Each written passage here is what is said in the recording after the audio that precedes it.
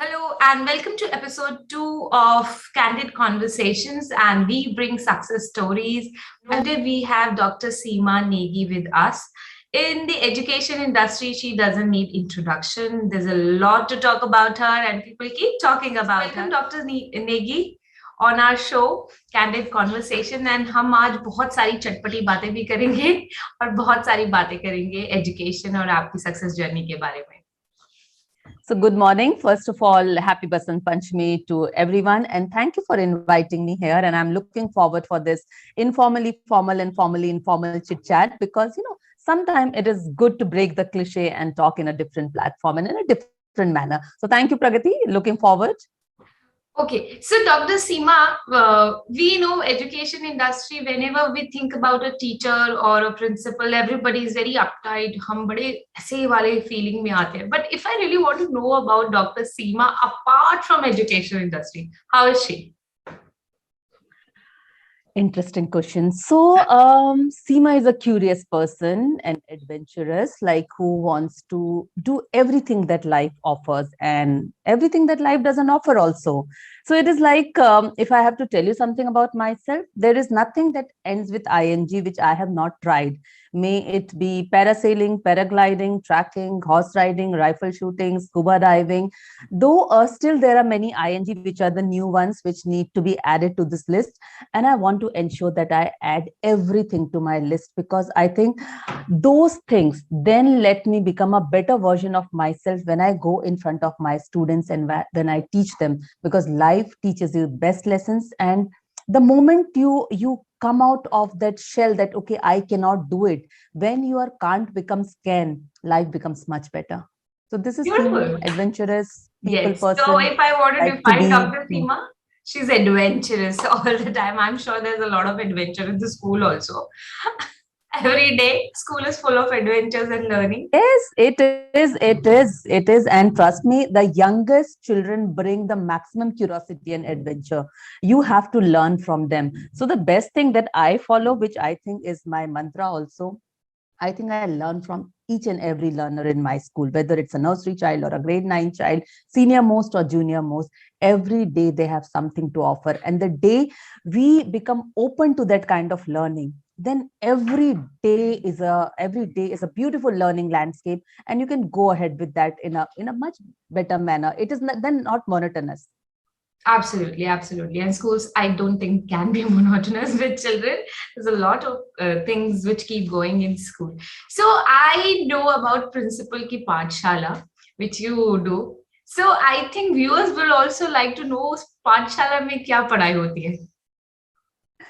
पाठशाला में एकेडमिक्स के अलावा सब पढ़ाई होती है. The only that we take care is we are not discussing anything about academics, because for academics I have a very good team who takes care of that. So we discuss whatever stresses my children, whatever is new in social media, whatever they want to discuss. It can be anything. It can be like why dance teacher has her hair purple and she can color her hair, and why we cannot do it. So they have a lot of whys. Somebody needs to be there to satisfy their why. So when last time we had this discussion that why our dance teacher have purple color hair, our dance teacher has beautiful purple hair. So grade 8 students said they also want to color their hair. Then why they should not do it at this age? And we came out with a very good solution that rather than coloring hair, we can have one day, which is Mad Hair Day. Whichever way you want to design or dress up your hair, come that day, but that is only one day. So every time we have a situation, we have a beautiful solution, and these solutions are students driven. So we do everything, we discuss everything, whatever they feel they want to discuss. There is nothing that, okay, they cannot cross this line and they cannot discuss. There should be someone who is ready to listen to them. And during those time, we sometimes realize, okay, these are the children who need help from our counselors, or these are the children who need extra support in understanding their curiosity, and they need more one-to-one dialogues. But they are wonderful session, and I look forward for that. I am very curious to attend both the things. One is your school, and second is your principal ki pathshala. Because viewers, I mean, when I heard about principal ki pathshala, I thought there must be another teacher training session going on. There's something heavily will be distributed. But I was curious because that was getting a lot of popularity on social media also. So I wanted to ask Dr. Seema that why your principal ki pathshala is getting popularity. So it's beautiful, and I think I must revisit. I must visit the school again just for you. Such mad hair day and all those things. Na, I would eagerly wait as a student. कि आज हम कौन से बाल बना के जाएंगे. So, Dr. Seema, I would, one thing. Now I'm just getting into a little bit of serious conversation. One thing I always feel that teachers sometimes they close their doors about they start thinking that everybody cannot be a principal or everybody cannot climb up that ladder. So can you just suggest something like I will not say list of things, but yes, say two different things which teachers must do to always dream or always think that they can climb that ladder, and everybody is deserving one, but it's just that you have to do. So Pragati, I think this is a very pertinent question to all the teachers. You are a leader. Every teacher is a leader because the moment she is on the other side of the table, she has so many students who are following her. So first of all, believe in yourself that you are a leader. And the day you believe that, then start becoming a more creative leader. Do not go to your class just to say that, okay, I have to finish this portion and I have to come out. Are you something beyond portion? Are you giving your children something which is much more than just academics? Give them something to think about. Give them something. A homework should not be just what you have taught in the class. A homework should be something which is preparing them for life. And next is, are you again a simple teacher who believes, like you said, I'm not the right one who can climb the ladder, so why do I go that extra bit? Trust me, each and every teacher who has taken the extra mile, her efforts are recognized later or sooner. So here in my school, what I believe in, that each and every class teacher is a leader, and parents do not ever have to come to me. My class teacher should be so empowered that their parents should feel that this class teacher is only the principal for their children. And then a lot of responsibility lies upon the school leader also. I mean, we have to be transformational leaders. We need to train our entire team. Our entire team should be our big support. Every time we should not be the face. I always tell my team that if I go and receive any award, I'm just the face who is receiving the award. That truly, I mean, that award is truly for my teachers and for my students, because they are the one who are actually running the school. I am just the face. So the day I think we as leader will instill that kind of confidence in our teachers, they will start dreaming more. And once you start dreaming more, trust me, you can achieve more. But do not stop dreaming, and do not make that one negative chapter of your life your entire life. That is just one negative chapter. Maybe sometime your efforts were not recognized. That doesn't mean that you will stop doing it. Pragati, I'll tell you something. In 2017, I had joined my previous school, which is again the school of the same trustees. So I joined there as a grade 3 class teacher, and I was teaching till grade 7. Okay. And the next year I was the coordinator, and after 2 years I was the headmistress and then vice principal. And then when this new school came up, okay, same trustees, new school came up in 2007 I joined that school. Okay. And in 2017, when this new school came up, they asked me to join this new school as a principal. From 2007 to 2017, this is just 10 years. Okay. From a grade 3 class teacher to a principal leading a school. So what you need to do is, yes, so dream more. And if you dream more, you will achieve more. But it's not just dreaming, you have to work for it. And trust me, if you work, your work will be recognized. I'm sure whatever I'm listening from you or getting, I think हमें एक ना mentorship program करना चाहिए जहाँ पे how to convert yourself from leaders to transformational leaders. Because whatever idea you're throwing, which you're running in your school, is beautiful, is exceptionally beautiful. Because I feel most of the schools, I mean, I do not want to name, but most of the schools have started to get parents' attention is कि जिस दिन PTM होगा उस दिन if you have a problem and your teacher is not able to solve, please come to the principal directly. And that create a kind of distrust in the teachers, I feel. They feel that, okay, I don't know what the parent is going to say inside the principal room, and then principal is going to say something to us. So they unnecessarily take us extra step which is not required to please the parents. If I'm not wrong. So I think that is one thing which is beautiful about your school, that you do not tell the teachers, or you just tell them that you are the principal and you have to do it. Beautiful. I mean, I'm really impressed. We are going to run a mentorship program by you, I'm sure. So I also have one question regarding the leadership again.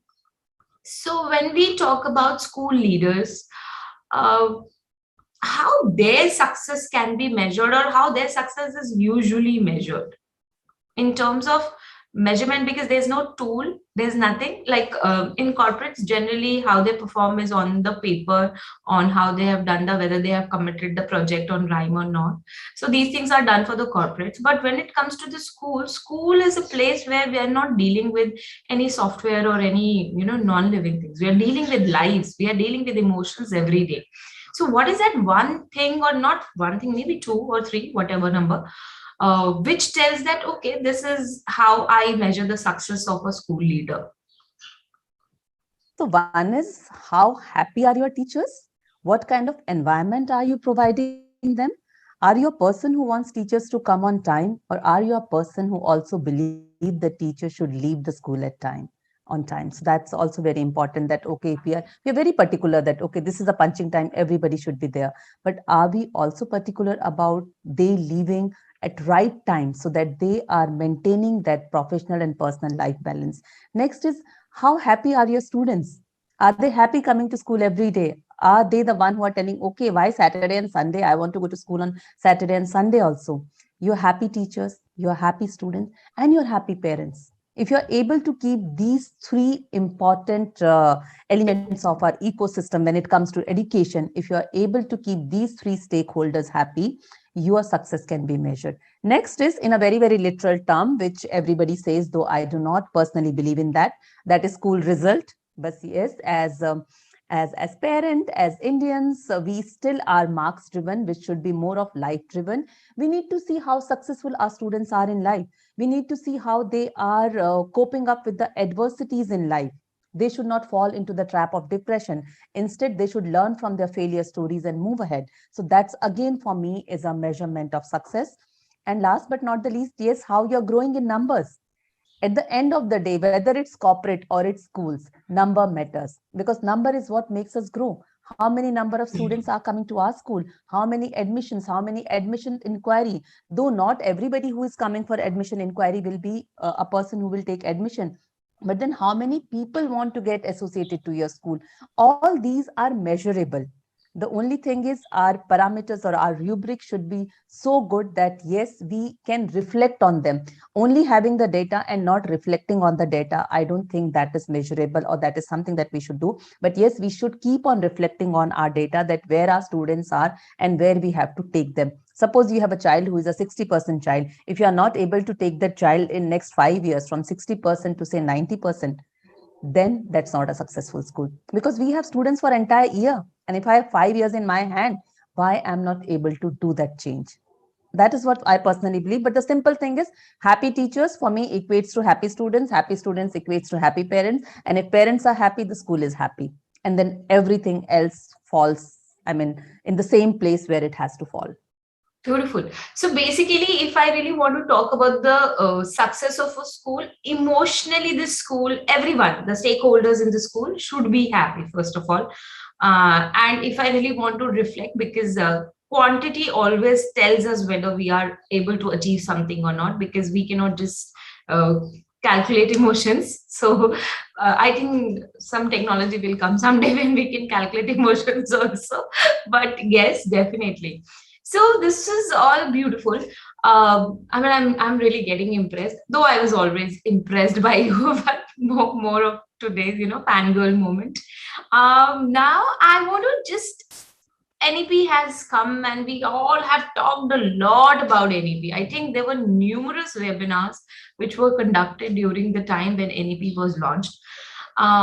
So my question today is a poser question. So suppose I just make you the education minister and you have seen NEP document. Do you think you would require a change or uh, you would suggest something on it?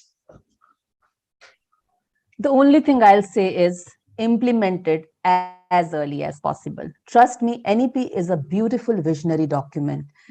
NEP wants to make India again the knowledge destination, which India always was. We are a country, I think, if we reflect back on our culture and our tradition and our history, everything, we are a very, very rich country. We speak about Nordic nations, we speak about so many other countries, their education system. But if we really pause and we reflect back, everything was there in India. The only thing is we are not reflecting, and NEP has given us that mirror to reflect. It's a beautiful document, but if that document is not implemented, then it just remains a document. So my sincere and earnest request from the entire education department, scenario, school, everyone, let's implement it. Let's implement it and give our children what is needed. Education which is child centric, which is more liberal in approach, and which will prepare them for the adversities and uncertainties of life. Absolutely. I mean, yes, NEP is a beautiful document, but the only thing which we have to consider right now is that how we are going to implement it each and every school and each and every section of the school majorly, because it's huge, it is transformational, and it will require a lot of time. I guess. Dr. Seema, I want to convert one statement of yours as a quote. What will that be? I am because we are. Oh, beautiful. I mean, this is again very inspirational. So next round of the conversation is I'm going to pose some of the rapid fire questions to you, and you have to obviously answer quickly, as quickly as possible. So shall we begin? Yes, I hope I'll be able to answer all the questions. No, it's all just very generic and it's more of a person sort. So, are you a morning person or a night owl? Morning person. Tea or coffee? Including some night outs. Coffee. Okay. Describe yourself in 3 words. Curious, curious, and curious. Okay. What new technology will transform the future of education? Everything about technology will transform the future of education, but the man or woman behind the technology will be more important. So what will transform is how beautifully we are able to tame the technology. Okay. That is what will transform the future. Oh, perfect. So if I give you a time machine, where will you go? Which era will you go? I'll go to the past, maybe somewhere around Vedic system. Okay. So, I mean, if you'll ask me why I will go in the past, because I think if you do not know your past, you won't be able to create your way for your future. So, you need to know your past very well so that you can then plan your future. Okay. Yes, absolutely. History is important. So, favorite activity you do with children apart from playing or reading? For kids, right? Yeah. My school students? Wishing them good morning, and I mean, if it is for my students, wishing them good morning and bye when they leave the school. That is my favorite activity, because that helps me realize, like, when they're coming to school, what is the happiness quotient, how are they feeling, and when they leave school, they have many things to tell about the entire day. So that is my favorite pastime. Go stand there near the gate and say bye, and they will come and say something, or whatever they want to convey, they do that. Okay.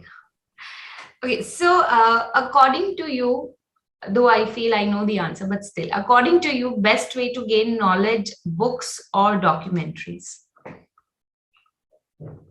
For me, it is both, Though I'm a very book person, I want to feel the books, I would like to turn the pages, but at the same time, documentaries are equally important. And now, since we are, I mean, totally technical generation, tech savvy generation, I think both play equal role and depends upon time also. But yes, book for me always. Okay. So, what's according to you is the best way of learning in early childhood? Indoor constructive play or outdoor play? Outdoor play, outdoor. Nature is the best teacher. Okay. And So outdoor. which one would you prefer that teachers should follow? Problem based learning or experiential learning? Experiential based learning, which involves a lot of problem solving. Okay, this is quite a diplomatic answer, but yes, I like the way you answered it. So beautiful, Dr. Seema. I had a perfect delight in this morning, and I loved listening to your ideas, though it was very short time since we have talked about it.